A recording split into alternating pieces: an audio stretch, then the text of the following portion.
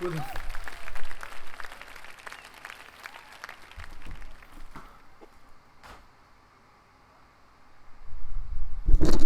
the fuck am I? How long has it been? How long since I've uploaded?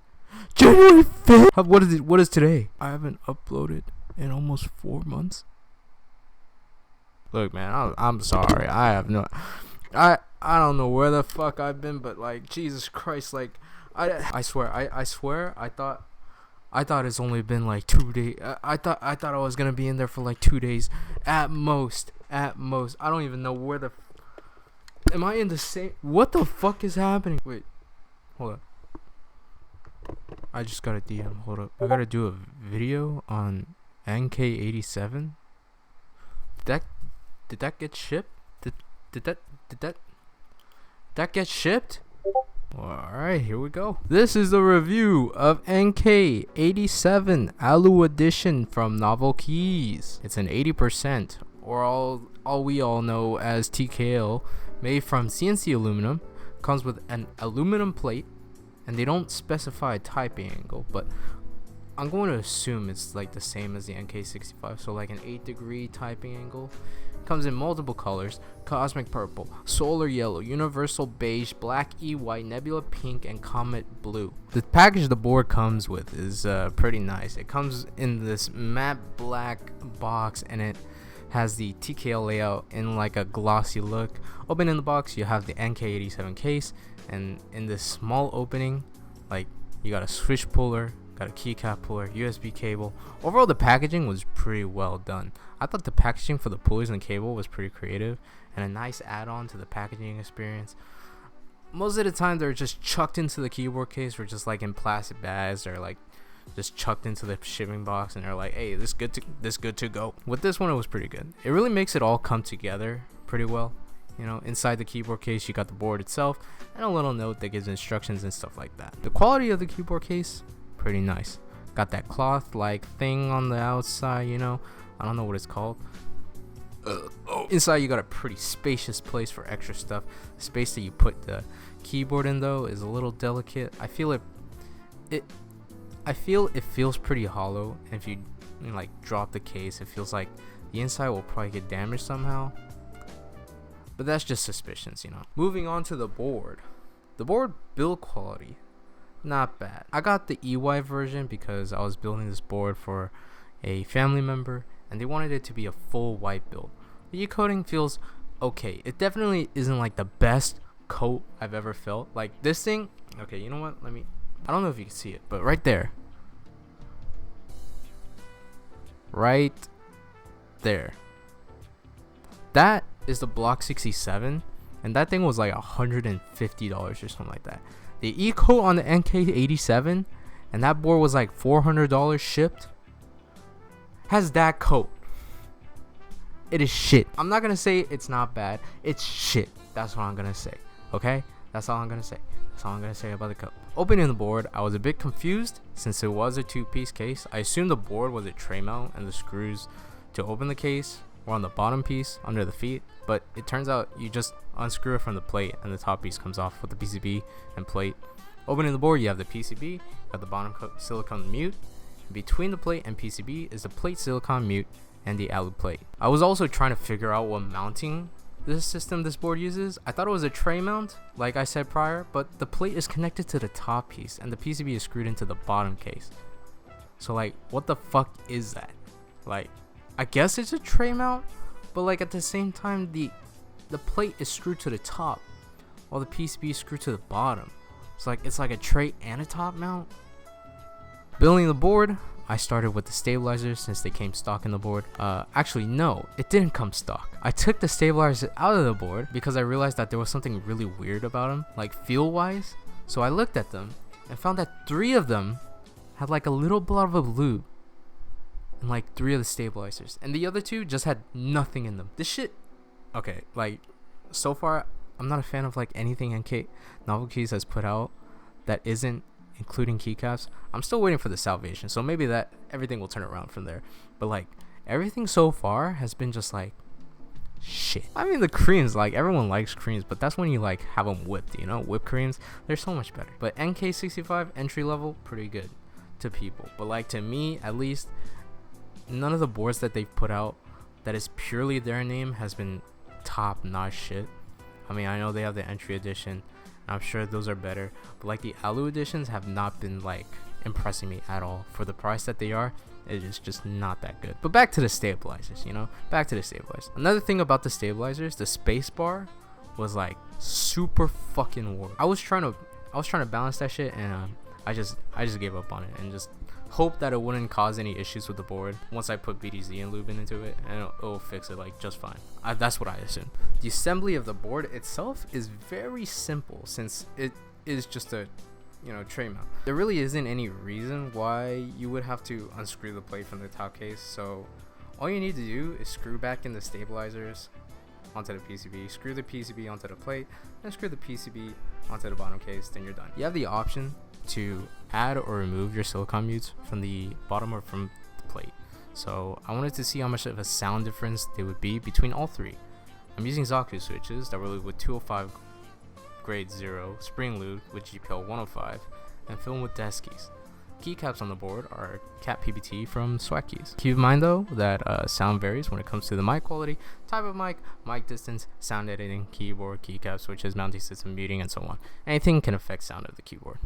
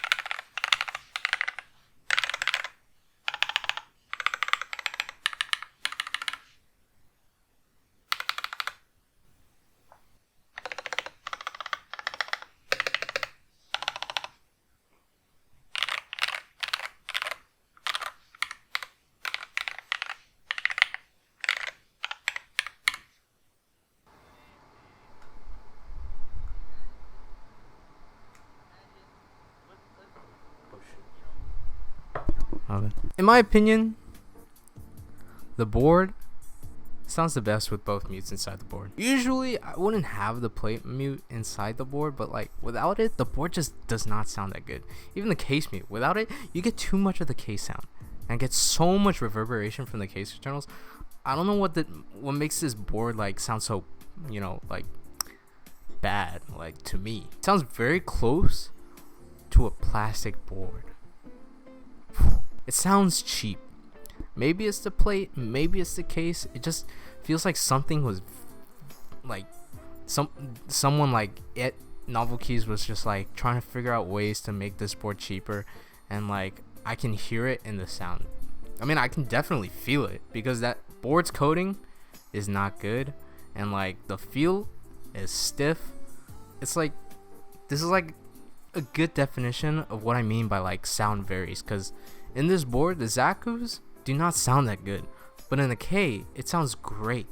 Even in like fucking Boop 65, like I've tried so many boards with the Zaku's in it, and they sound so much better than the NK87. There's so many variables when it comes to sound that it really is hard to figure out what switches to put into your boards when it comes to listening to sound tests. But from this board itself, the NK87, the Zaku's do not sound good. Like I said, I've heard these Zaku's on multiple boards, and this is the worst that I've heard the Zaku's in. Now, what does that say about the NK87? That's right, that the board isn't good. In my opinion, for a board that cost me almost like $340 because of shipping and taxes and all that, this isn't worth it. To be honest, I think even the KBD8X is better than this board, and that board is $60 more expensive, and that board is not even the best out there for that price range. I would rather spend an extra $200 just to get the Mode 80. Would that have been a smart decision? No. But what I'm trying to say is this just isn't worth the cost. I could have just said that, but I don't know why I didn't. But the point is, if you're looking for a TKL that is in the less than $500 range, it's gonna be hard to find. Yeah, there's the Mr. Suit, the Geon Frog, F18X, but those are limited in stock, and with so many people going after those, it's hard to find one that is in stock and is worth the price. In my opinion, you're in this hobby. A lot of the times you're expected to wait, and I know nobody really wants to put money somewhere and not see it for the next 6 to 12 months, but when it comes to the keyboard hobby, it's just a harsh reality that you have to accept. Maybe someday down the line, like, things will change and we won't have to wait, but for now, if you're looking for a board that is in 80% and around that $300 range, it's tough to find one.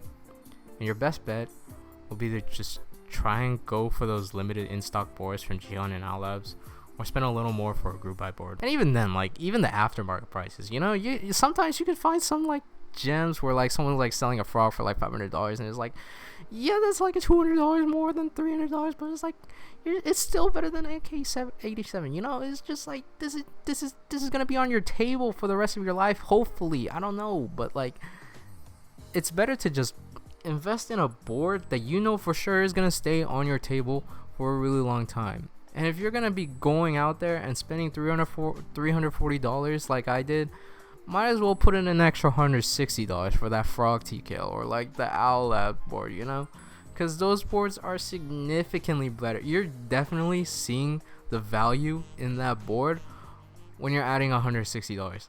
I've rewritten this script like 5 times because as much as I want to shut this board down, even though I did, I really can't I can't deny the fact that like it's a fucking keyboard, and with the whole scene, there's so many preferences that really is no right or wrong whether or not the board is bad.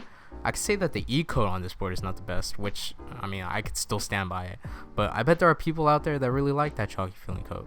The feel of the board is stiff. Some people out there like stiff boards. I could say this board is not worth $340, and another person might think, you know, this board's not bad, and justify the price for the board. I think that's what makes reviewing a board so much more difficult. I could say one thing might be bad, but for another person, this feature might be something they are looking for, you know? So I guess with all this said, all I can tell you, the viewer, is take my opinions with a grain of salt. Might say this board sounds mediocre, feels stiff, doesn't feel like it's worth the price, but for one of you out there, you might think otherwise, you know? Keyboard preferences are subjective, and in my opinion, the NK87 is not worth the price and provides subpar typing feel and sound. But to you, you might think it's like the best board you've ever had and it was worth the $340 that you spent on it. So take that and do whatever you wish with it. Thank you guys for watching, and I'll see you guys in the next video. Peace. Now I gotta clean this shit up.